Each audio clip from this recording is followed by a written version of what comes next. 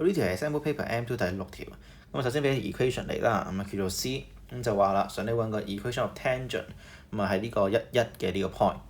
咁啊，其實呢個方法就叫做 implicit differentiation 啦，即係話逢親你見到啲 x y 咧撈埋一齊嘅，即係話一啲唔係 y 唔係 x 做 subject 咧，我哋就會叫做 implicit function。咁呢隻 implicit 嘅樣咧，我哋 take differentiation 咧，咁啊同平時其實係好相似嘅。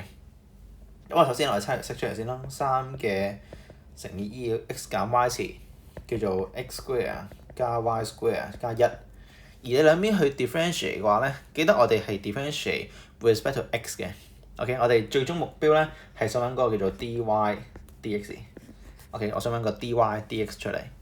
咁所以啦，我哋呢個時候咧會兩邊試下 take 個 ddx 嘅 ddx 嘅。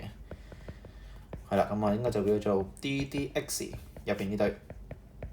咁原則上你係可以唔寫嘅，係啦。如果你清楚你可以唔寫，不過如果你驚亂咧，你最好都寫埋佢。咁啊，首先啦，數字搬出嚟先啦，3係可以抽出嚟啦。而任何我哋逢親 differentiate e 嘅次方咧都係照抄嘅，就係 e 嘅 x 減 y 次。而 chain rule 我哋就會 d 埋個次方，咁所以就應該係乘翻 d dx x 減 y 咯。而右手邊啦，做一啲啦 ，d dx x square 咁啊 2x 啦，冇問題。d dx y square 啦喎，其實都係 2y 嚟嘅，但係你一定要記住，我哋而家係對緊 x 做 differentiation， 唔係對住 y 嘅喎，所以我哋就要 d 埋入邊個餡。而今次個餡咧叫做 y， 所以我哋就會乘翻 d dx 個 y 就叫做 dy dx 啦。咁最尾加1 d 完之後就個0啦。咁啊，所以我哋今次我哋就記得我哋要做 differentiation 咧，其實個目標即係我哋揾緊 dy dx， 而最終我哋係需要將個 dy dx make subject 嘅。好啦，咁我就 d 埋嗰個 x 減 y 啦，其實道理都差唔多啫。d dx x 減 y dx 係1，冇問題嘅應該。d dx 負 y 咯喎，嗱負搬出嚟先啦，多句啦。d dx 個 y 即係 dy dx 咯。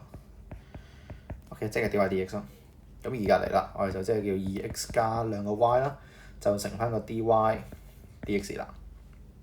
咁左邊適當地把它開去啦。3e x 減 y 減翻 3e x 減 y dy dx 就會係叫做 2x 加2個 y 就會係 dy dx。咁可能我將啲 dy dx 數埋一碟啦。咁例如話我哋將嗰個左邊減呢個 term 咧抌喺右邊，將個 ex 咧抌喺左邊。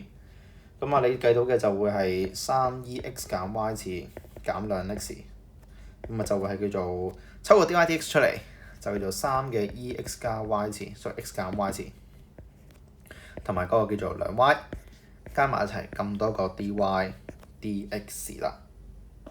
咁啊，所以啦，我哋最後咧執靚晒佢咧，應該就叫做我哋個 dy dx 啦，將個 term 除落去啦，即係將呢個 term 咧除去左手邊。咁我哋就見到應該係叫做3嘅 ex 減 y 次減 2x over 翻3乘 ex 減 y 次，就係加2個 y。OK， 咁呢個就係 dy dx 啦。咁另外我哋想揾翻個 tangent 嘅 equation 咧，首先兩個元素，你一定知道 tangent 咧即係直線 straight line， 我哋想揾 equation 一定要有個 point 同埋要有一個 slope， 所以我哋就揾咗個 slope 先啦。slope 好簡單 ，dy dx 代數就係 slope 嚟㗎啦。代翻個1落去，咁即係叫做 3e1 減1次啦，減2乘1啦 ，over 3e1 減1次同埋2啦。咁啊，即係應該因為3嘅1減1次方係0嚟嘅，咁所以就係1嚟嘅，唔好意思啊。